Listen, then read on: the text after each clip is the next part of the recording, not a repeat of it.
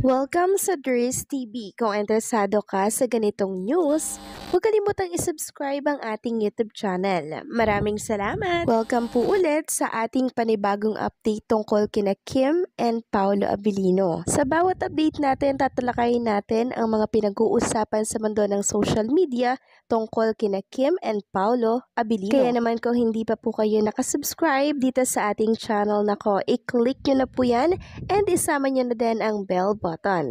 So ayun, welcome back again sa YouTube channel mga ka-Kim Pao. And sa update natin ito, ang pag-uusapan natin ay tungkol sa mga importanteng ganap kina Kim and syempre kay Paolo Abilino. Pero bago po ang lahat, maraming salamat sa inyong patuloy na pagsuporta at pagsubaybay sa mga daily update natin. Kaya naman bilang pasasalamat, narito po ang mga napili kong komento patungkol yan sa naging previous update. Unang komento mula po ito kay Ginang Norma Dayag. Sabi niya, "Naku Dries TV, good evening. If ever na makipag-partner, Clans 2 ay kay Kimi lang ako manunood. Bad ko panoorin yung movie ni Paolo pag iba ang katambal niya. This is my own opinion, Dries. Let's respect each other decision. God bless us all." Maraming salamat sa komento, Ginang Norma Dayag. Yes naman po, no? Nirespeto natin ang mga desisyon ng bawat isa kung sumuport sila or hindi kay Kim and Paolo Abilino pag iba yung kapartner nila. Ginagalang po natin yun, no? And syempre, iba-iba ang desisyon natin. Merong kay Paolo lang, merong kay Chinita Princess lang, di ba? Pero sa palagay ko, hindi naman po yan mangyayari. Kasi si Paolo ang gusto niya laging makatrabaho ay si Chinita Princess lamang. So natatandaan ko ang dami po niyang tinanggihang project na iba yung leading lady. So ibig sabihin kay Chinita Princess niya lamang po gusto talaga. So sabi niya nga 'di ba, sila lang muna ngayon. Si Kim Chiu lang muna yung gusto niyang makatrabaho.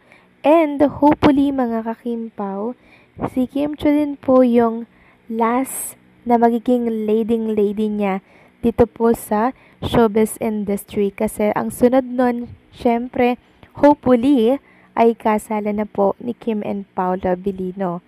And pag nangyari yun mga ka-Kim Pao, syempre, laylo muna sila sa showbiz industry, 'di ba? Para mag-focus sa kanyang magiging mga anak at pamilya. So, i-claim natin yan mga ka-Kim Pao na darating din talaga balang araw na si Kim and Paolo Abilino maglalaylo at mawawala sa showbiz para po mag-focus sa kanilang pamilya. So, maraming salamat sa komento, Ginang Norma Daya. God bless po sa inyo and ingat kayo palagi. At ang pangalawang komento naman mula po kay Ginang Azucena Sigador. Sabi niya, "Hindi kami magsuporta kung iba ang kapartner ni Kim Pao. Ba't i-partner pa sa iba na sikat pa ang tandem ng Kim Pao? Kami hindi magsasawa sa pagsuporta sa lahat ng project ng Kim Pao hanggang dulo." Yes, agree po ako sa inyong sinabi, no? Sikat si Kim and Paolo Abilino, kaya bakit hahanapan ng ibang collab team or kaparehas si Kim or si Paolo Abilino? Nakukulangan ba ang management kay Kim and Paolo Abilino kaya hanapan ng kapartner, di ba? Ngayong si Kim and Paolo Abilino na po ang most popular love team of the year. Ngayon 2025 yan, kaya hindi ako naniniwala sa mga balitang yan. Nahanapan ng kapartner na bago si Chinita, ganon din si Paolo. Fake news yan mga ka-Kim Pao, kaya huwag kayong maniniwala dyan at magpapadala sa mga stress. So maraming salamat sa komento ninyo. God bless po at mabuhay kayong lahat. So ito na nga, pag-usapan na natin mga ka-Kim Pao ang mga topic na nakalap natin sa gabing ito at unahin na nga nating pag-usapan ng tungkol dito sa mga Kim Pao fans na hindi lang basta Kim Pao fans kundi Pilipino sila na may pakialam. So, ngayon nga pong gabi, trending itong tungkol nga po sa rally at maraming Kim Pao fans ang nakiisa dito. Sabi nga po ni Ann, "I'm proud to be a Kim Pao fan. Maasahan sila sa lahat ng bagay. Hindi daw sila Kim Pao fans lang, Pilipino din daw sila at kasama namin ang mga idolo namin na lumalaban para sa Pilipinas." Kaisa si Kim and Paolo Abilino laban sa korupsyon na nangyayari po dito sa ating bansa. Next topic naman, napansin nga natin mga kakimpaw si Paula Avellino na nag-comment siya sa post si Chinita Princess sa kanyang Instagram account.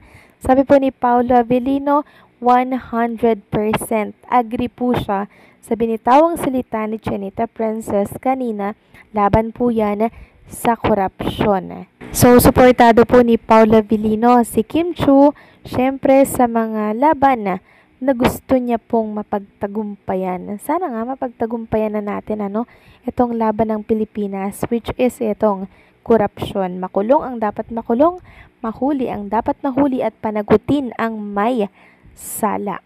Next topic naman, pag-usapan natin mga kakimpaw ang tungkol dito si Dialibay na kung saan a romance daring na Chinita Princess nga po ang inyong makikilala dito sa Dialibay. So teaser pa lang mga kakimpaw, pasabog na at hindi nyo kakayanin kasi mas pinaganda po ng Dreamscape yung kanilang magiging teaser. Talagang pinulido po nila mga kakimpaw yung mga anggulo ng eksena po ni Kim and Paolo Avellino.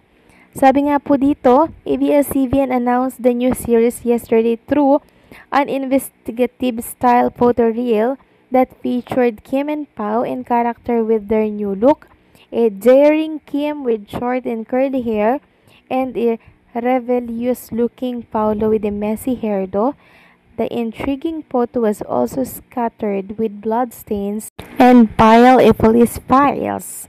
The alibi will be helmed by the same team that was in charge of Kim and Paolo hit series din lang, led by director F.M. Reyes and Jojo Sagin, writer Danica Domingo, and under the production of Dreamscape Entertainment. So, ayan po, same lang pala mga kakimpaw, yung team na humawak sa Linlang at yung team po dito sa Di Alibaya.